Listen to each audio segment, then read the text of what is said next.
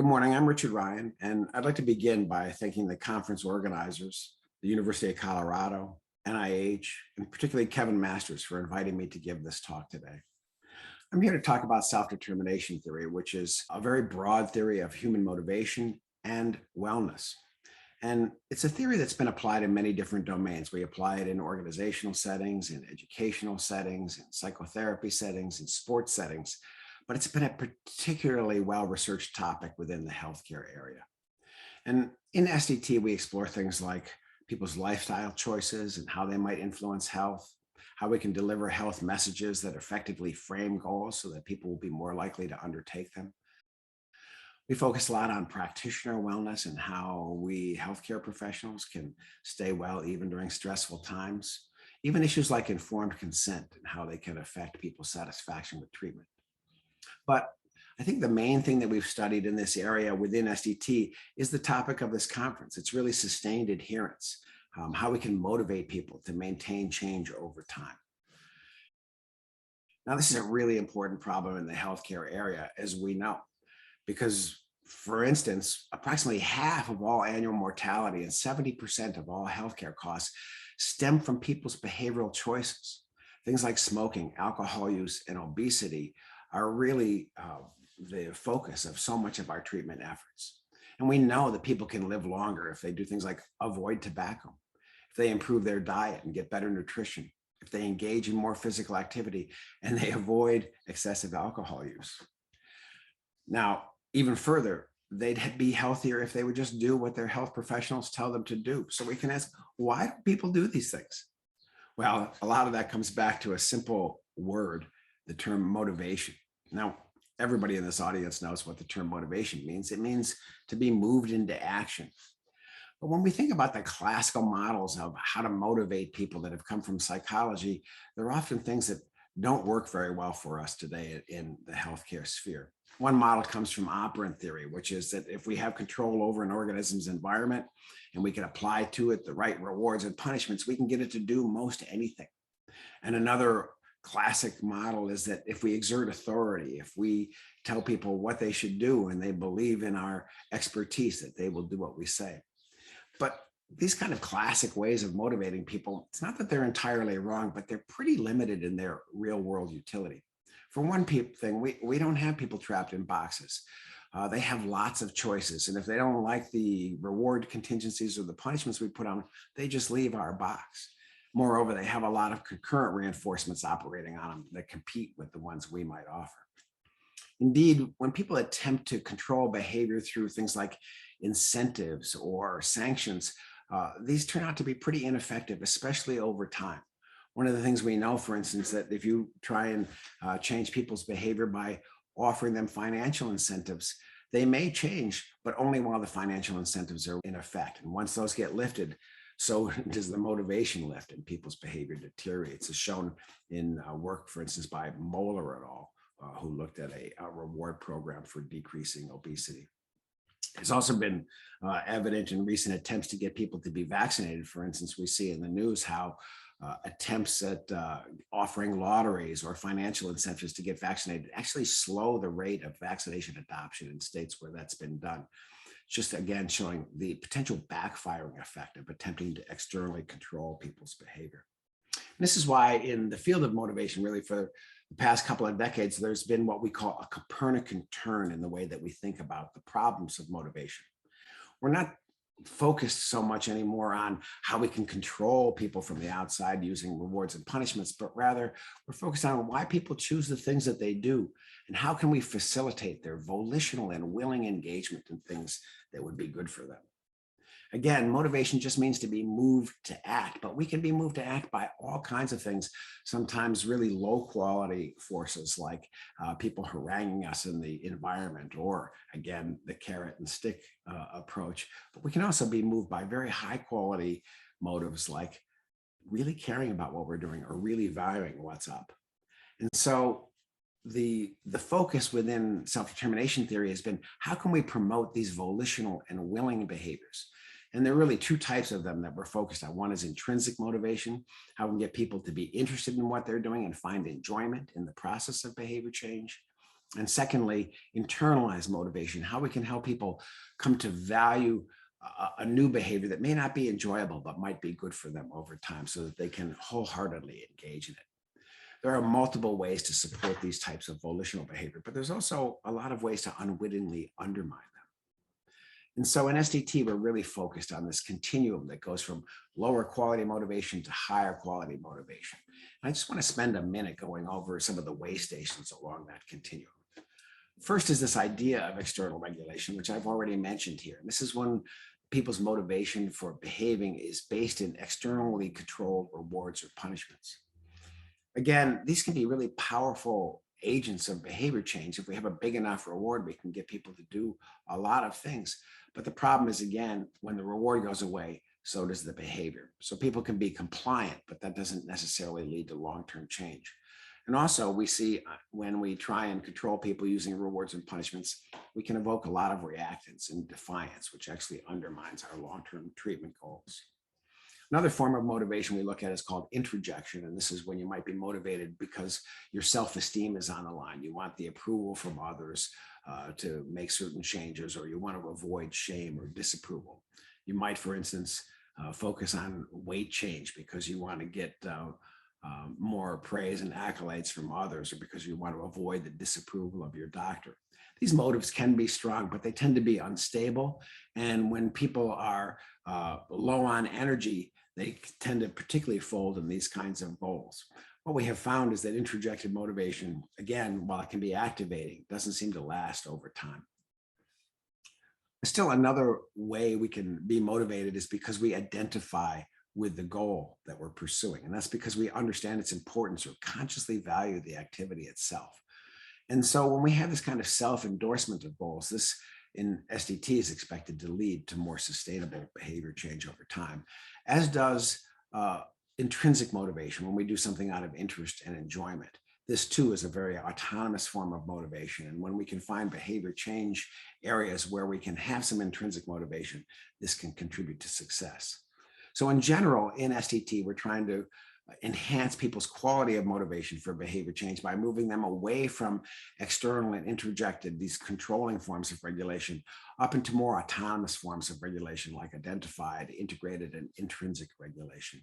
We do this because it makes a great deal of difference in the outcomes achieved. And I'm just going to give a couple simple examples of that. This first one comes from a study of physical activity or exercise that was done by Martin Standage and his colleagues in the UK. And what they did is they simply asked people, why do you exercise, using our continuum of motivation scales?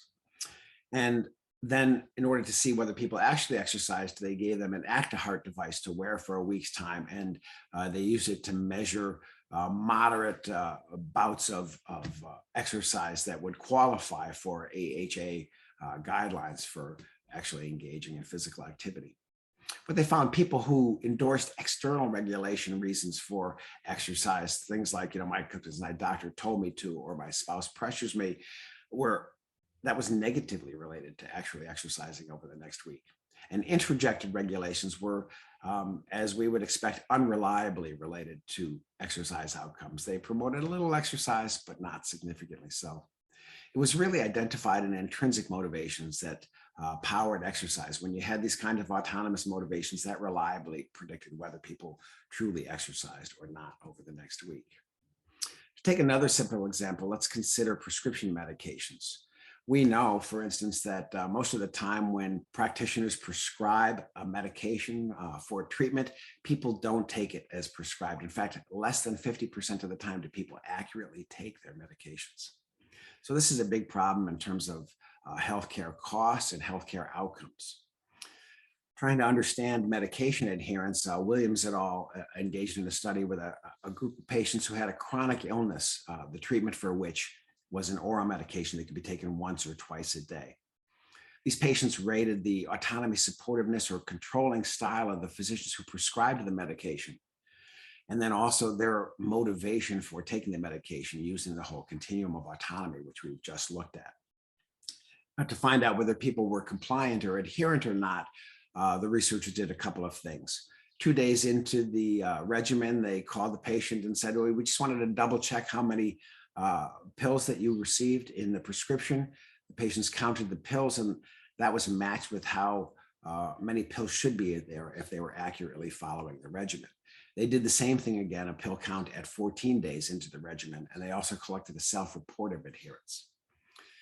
Now, what they found is that more autonomy supportive physicians had people who were more accurate in these pill counts, and those who rated their motivation for taking pills in a more autonomous way were much more reliably likely to be adherence to medication. In fact, what the modeling showed is that when you had an autonomy supportive physician, that led to a more autonomous motives for taking medication. And this in turn accounted for more than 50% of the variance in overall adherence. Just a similar study that was done by Sarah Kennedy and her colleagues on medication adherence to antiviral therapies in HIV patients. What they found is that, again, autonomy support from both family and provider were important predictors of people's autonomous motivation. And that autonomous motivation in turn was associated with greater competence for adhering to medications, and these together led to greater adherence. Also important was that autonomy support from both provider and family was associated with less psychological distress, which in turn was helpful to greater adherence. In fact, what the data showed is that if you look at where the support comes from undergirding adherence, it's most importantly coming from providers. It's provider autonomy support that was the best predictor of patient adherence in this context. I'm going to give one more simple example, and this was an early study that I was able to do with Jeff Williams and other colleagues in a clinic for people with morbid obesity. Here we were looking at the autonomy support versus controlling style of the behavior change counselors that were there, and also patients' motivation for engaging in treatment. And what was found is that when you had a more autonomy supportive behavior change counselor, attendance was better, change in BMI at the end of the program was better, and maintained change over time was also better. And this was especially predicted by autonomous motivation. 2 years out from the program, people were much more likely to have maintained weight loss if they had autonomous motivations for the treatment program.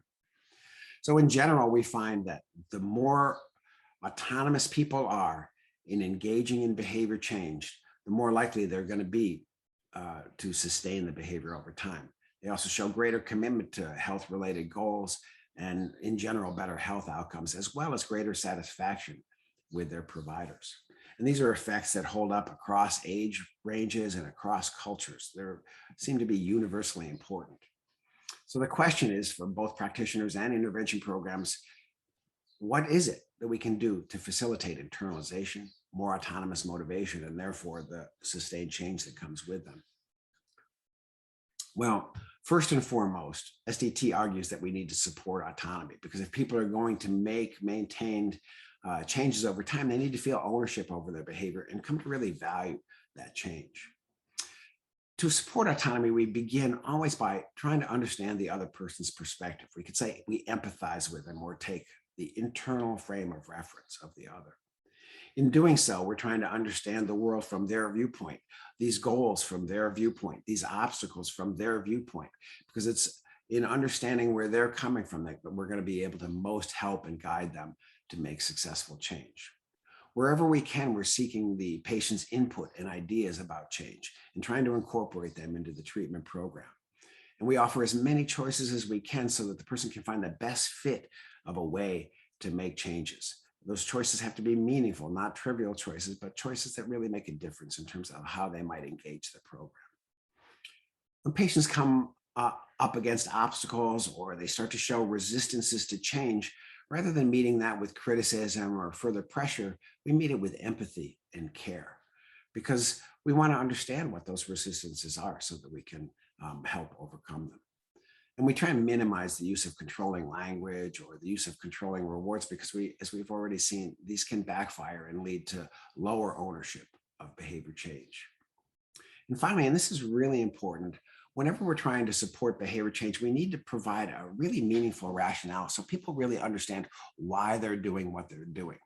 You know, none of us can act autonomously without a good reason for doing so. And a big part of behavior change programs really is about helping people assimilate the good reasons they have for making changes. Now, you can't make behavior change without efficacy either. And a big part of SDT interventions is supporting competence. And we do that by providing really rich feedback that's informational rather than evaluative. So we're trying to help people understand how to make progress during change rather than evaluate them as persons. So we want to design activities so they're mostly feeling a dominant experience of mastery. They know what to do next and they know how to do that next step. And whenever they come across failures or there's a lapse in the behavior change efforts, we treat that failure not as a bad thing, but as a discovery opportunity, a place where we can learn, because now we're going to find out what obstacles we hadn't quite properly gauged and come up with some new strategies to overcome them. Praise is really important as a way of supporting competence, but the praise needs to be about actual effort or about specific accomplishments, not about ability or comparisons with others. It doesn't help to say, oh, you're such a good patient. These kind of praises can actually undermine people's motivation. And finally, and really important and often forgotten in behavior change interventions, is people are more motivated when they feel connected to their practitioners, when they feel relatedness. And this comes about because we convey respect for the individual. We help them feel valued and significant in the context of the program by listening to their ideas and also just treating them with care and concern as they face the challenges for behavior change. We found that when we predict people's motivation in any domain, an important predictor is the answer to the following question: my doctor likes me, or my nurse likes me, or my health practitioner likes me. Not I like my nurse, not I like my doctor, but my doctor likes me. That feeling that someone likes you helps you feel connected, and you're much more likely to be compliant and adherent to people who you feel like you, rather than if you don't get that experience. And so we say, in some ways, this is one of the cheaper ways that we can intervene successfully in health behavior change. So all three of these needs of autonomy, relatedness, and competence are important. But we tend to focus on autonomy support in SDT research because when people are being autonomy supportive, that tends to support all three of these basic needs, in part because autonomy support involves taking the internal frame of reference. You're automatically, in a way, empathizing with the other person and therefore fostering more connection and relatedness. But also, as you empathize with other people and understand their viewpoint on things, you're more aware of the obstacles and issues they might be facing that can help you deal with competence barriers. Now, SDT techniques have been applied in many, many studies, and we're beginning to see the emergence of meta-analyses confirming what the overall effects are. One of the first ones that was done now 10 years ago by Dumanis and colleagues. And what they did is they meta-analyzed practitioner styles as they related to patient motivation. They found that when practitioners were more autonomy supportive, patients in healthcare interventions tend to be more intrinsically motivated for change or identified in their motivation for change. Whereas when practitioners were more controlling, patients tended to be more externally regulated or amotivated in their motivational styles, which we've seen are less predictive of sustained change over time. In fact, SDT techniques have been tried in randomized clinical trials in many different areas of physical healthcare, smoking cessation, physical activity promotion, weight loss and obesity treatment, diabetes management, medication adherence, healthy dietary change, even dental hygiene. I've had randomized clinical trials that have shown success of SDT techniques.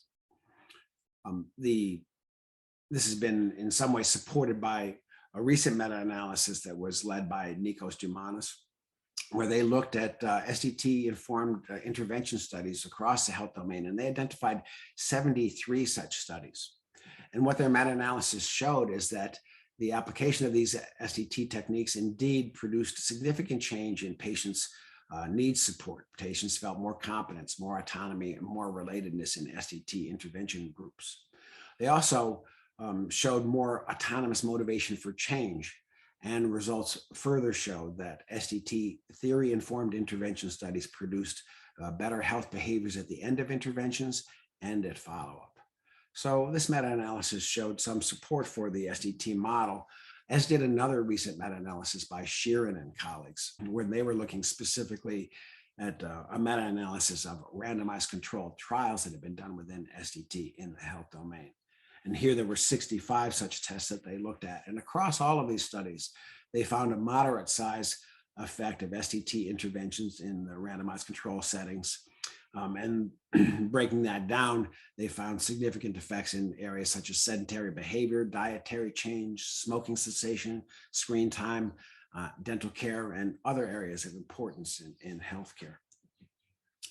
Now, Sharon et al. Took this just an extra step by trying to look at some of the active ingredients in self-determination theory interventions. And they found, in accord with SDT theory, that SDT interventions tended to support more autonomous motivation in patients during the change process, as well as greater perceived competence. And these two mediators helped explain the better health behavior outcomes that were achieved. So just to kind of summarize, what SDT shows is that motivation really matters, but it's quality of motivation rather than amount of motivation that's most in focus. More autonomous forms of motivation, like intrinsic motivation and identified motivation, are associated with greater persistence and wellness, whereas more external forms of motivation don't show that pattern. Furthermore, in order to create more autonomous motivation for change, SDT argues that we do so by supporting basic psychological needs for a patient's autonomy, competence, and relatedness in the change process. Meta-analyses of both SDT interventions and clinical trials support the efficacy of these SDT techniques. Now, in general, the magnitude of these effects is in the small to moderate range, and that suggests a couple of things. First of all, motivation isn't the only thing going on in people's adherent outcomes, so there are other variables to look at. But also it suggests that there's room to improve our techniques. So I think that's where we're going in SDT. We're looking at things like whether specific practitioner behaviors are the bigger or lesser influences within our intervention styles. And also we're looking at how practitioners themselves internalize SDT techniques and therefore effectively apply them. There's a lot of areas where we can be improving our interventions, and I'm looking forward to further research in this area, and even more proximally to our panel discussion later in the day, where we're going to talk about adherence techniques. But I think we've seen a lot of progress in SDT over the past couple of decades, and I hope we continue that progress. I once again want to thank the organizers of this conference and Kevin Masters for inviting me, and I'll see you all later for our panel discussion.